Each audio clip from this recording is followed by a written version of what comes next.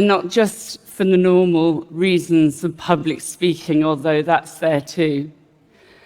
But it's also because I want to say something meaningful, and I've been overwhelmed by the enormity of what is happening right now.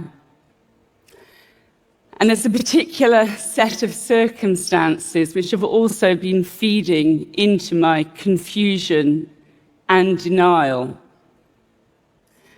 And that is because the last time that I stood on this stage, it led to a 3-year legal battle, culminated in London's High Court, in which it felt like I was on trial for my life, because I was. My career, my reputation, my finances, even my home was on the line. All because I came here to warn you that I didn't think democracy was going to survive the technology that you're building, however incredible it is. In fact, I was the person who almost didn't survive, and pretty much everything that I was warning about is now coming true. I can't sugarcoat it. It's a bit of a head fuck. I have a lot of emotions about coming here, and Ted also, I suspect, is feeling them too. But what actually I finally realized yesterday is that the denial and the confusion that I've been feeling is maybe what you're feeling too. I felt powerless for a really long time. So if that's what you're feeling, I get it. But we have to act now. My alarm system is ringing again. There are things that we can do. In my case, I survived, and you will too, but it's by learning how to fight back. This is my guide, and it has to start with naming it. It's a coup. I know you probably don't want to hear that, and especially here, but we can't fight it if we can't see it, and we can't see it if we don't name it.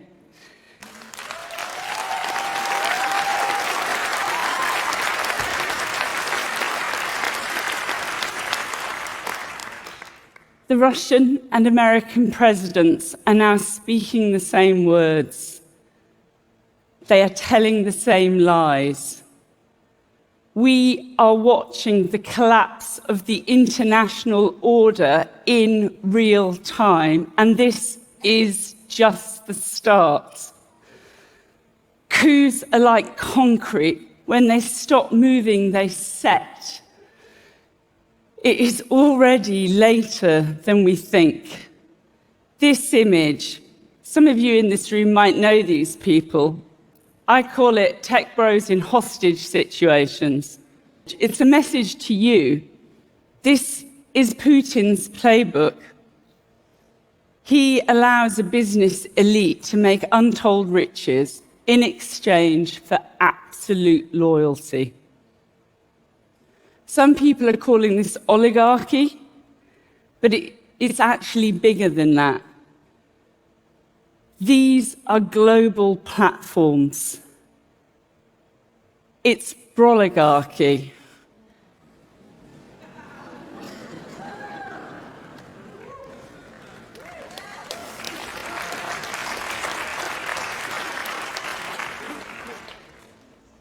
There is an alignment of interests that runs through Silicon Valley to what is now a coming autocracy.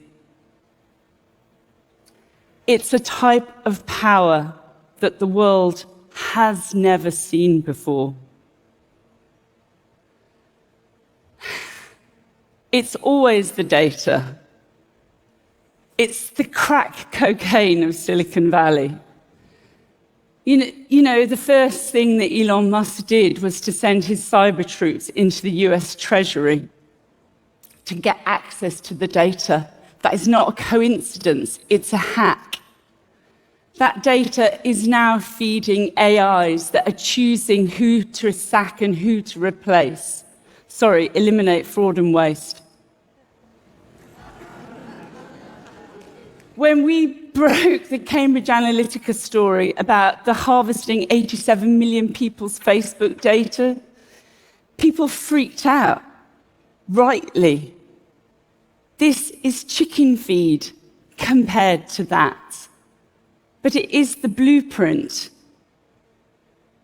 It's always the data. Which is why it's so important that you start thinking about your private life. The oligarchy doesn't want you to have one. This is the old headquarters of the East German secret police. They kept detailed files on almost 1 in 3 of their citizens. That is nothing compared to what Google has on every single one of us and hundreds of other companies. The entire business model of Silicon Valley is surveillance. It harvests our data in order to sell us stuff. We are already living inside the architecture of totalitarianism.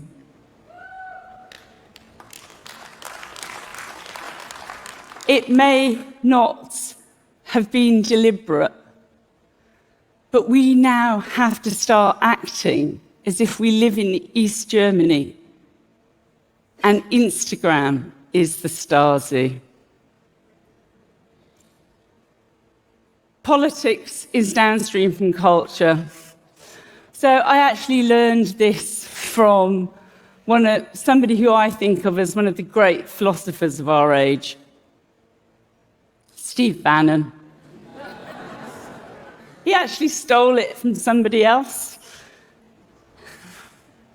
But it's not politicians who have the power. He knows that. It's why he's a podcast bro these days. But culture now is just what's next on your phone. And that's AI. Culture is AI now. And forget the killer robots. If you want to know what the first great AI apocalypse is, we're already living it. It's total information collapse. And if you take one thing only away from this talk, it's politics is technology now. And that's why everybody in this room, you can't look away. It's why your CEOs have been taken captive and are paraded on TV like hostages. But you have a choice. So Trump, he calls the press the enemies of the people, and he probably doesn't even know that he's quoting Stalin. So what happened to me is a playbook, and it's now coming for all sorts of other people. It was actually a friend of this guy who came after me. It's Nigel Farage. It's a Brexit funder. I'm not going to go super into the details. But 19 press freedom organizations called the lawsuit against me a slap. That means it's a strategic litigation against public participation. A really long-winded way of saying it's using law as a weapon to shut people up, not just journalists, but other public people too, and it works. I just wanted to tell you about one aspect of the litigation which I found terrifying and that was the data harvesting. There's this quote, you may know, it's Cardinal Richelieu. If you give me 6 lines written by the hand of the most honest of men, I will find something in them in which will hang him. In my case, the first forensic searches of my phone and laptop yielded 40,000 pieces of data. It was my messages, my emails, my voice memos, my personal life.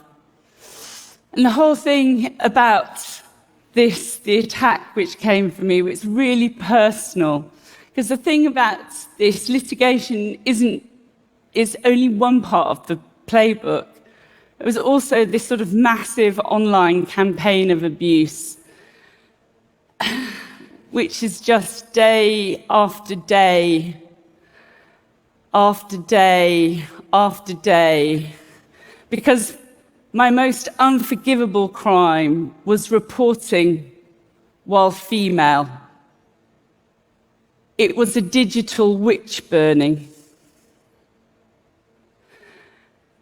And I believe that this man came after me personally, not The Guardian and not Ted. It was because I looked like the weakest link. But he was wrong. And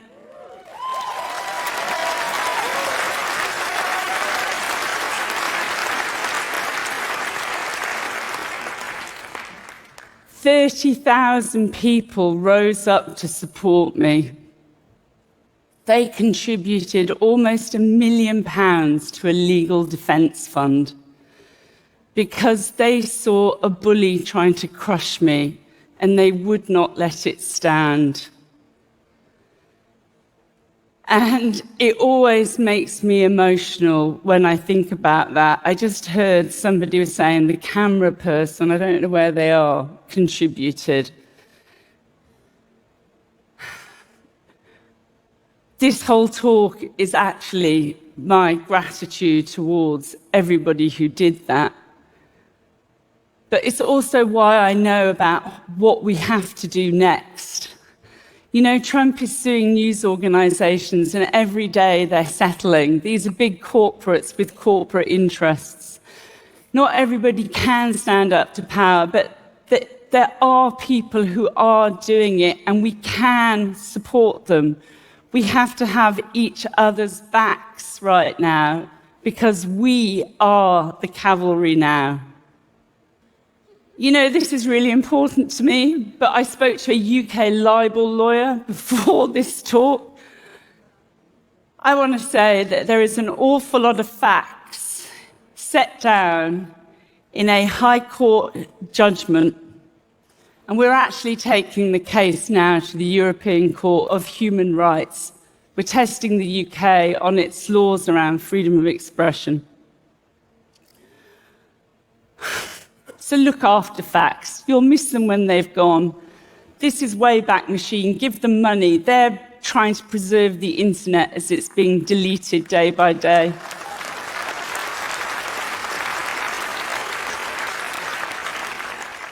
History is our best chance of getting out of this. You know, you probably know this phrase, do not obey in advance. That's Tim Snyder, who's a historian of authoritarianism. We now are in techno-authoritarianism. We have to learn how to digitally disobey. That can be as simple as the drop-down box. Don't accept the cookies. Don't give your real name. Download Signal, the encrypted messaging app. Don't bomb Yemen. Don't add the editor of The Atlantic to your group chats.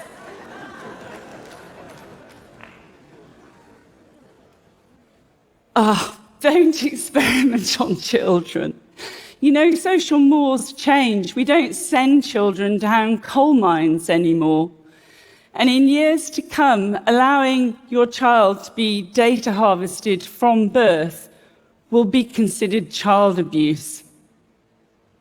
You didn't know, but now you do. Privacy is power. And we have more of it than we think. I had this little epiphany yesterday in which I realized actually the moments when I felt most powerless were the moments that I felt I was actually most powerful. It was because my journalism had impact. They want us to feel powerless. That's the plan. There is so much, though, that we can learn from people who've been through this before. Alexei Navalny, the leader of the Russian opposition, he always talked about a beautiful Russia of the future. He painted a vision. There is a beautiful internet of the future, free from corporate capture and data tracking.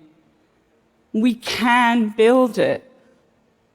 It is going to take a movement, but we can learn from movements that there have been before us. This is my colleagues and I on strike in December because my news organisation, The Guardian, decided to sell our corner of it, The Observer, the Sunday title. And it was a battle we really didn't need at this time, and we didn't actually win. But, you know, you can't win every battle, but you definitely won't win if you don't fight.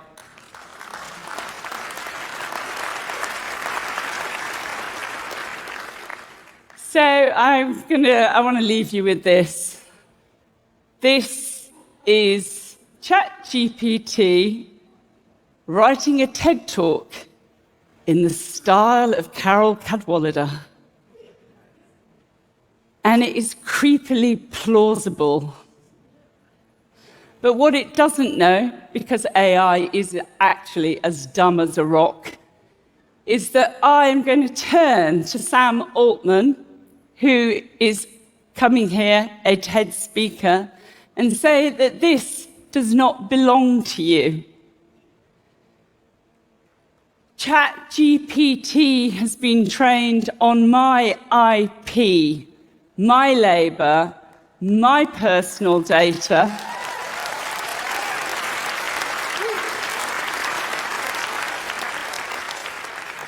And I did not consent. You know, The Guardian has effectively got rid of more than 100 journalists. We actually leave the building next week. And shortly afterwards, it signed a syndication deal with OpenAI. Or as I think of it, it married its rapist. But I do not consent. And while we still have copyright laws in my country, UK government is trying to tear them up at the moment in order to suck up to Silicon Valley and Trump. But while we have them, use them. Because what is happening to my industry is happening to yours too. And it's more than theft. It's a violation. Data rights are human rights.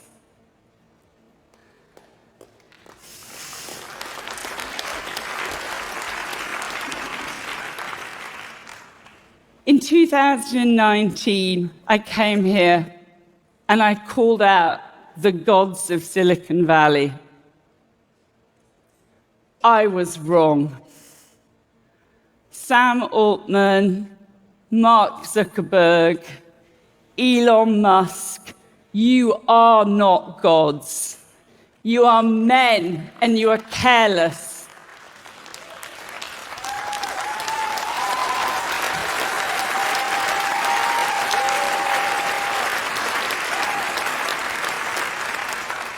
You think that by allying yourself with an autocrat, you will be protected.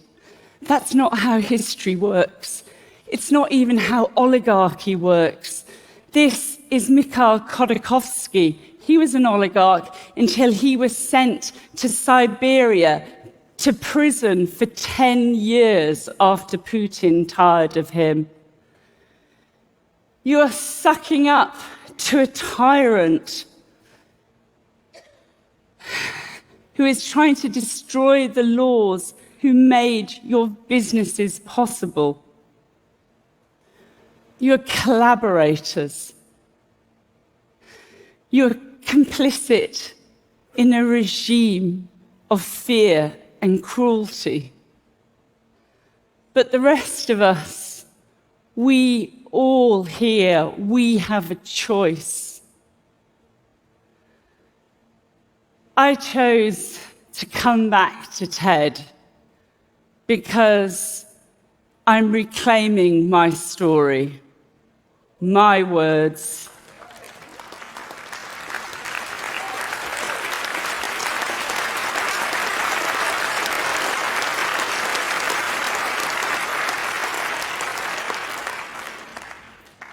We are not powerless. The 30,000 people who supported me proved that we are not powerless because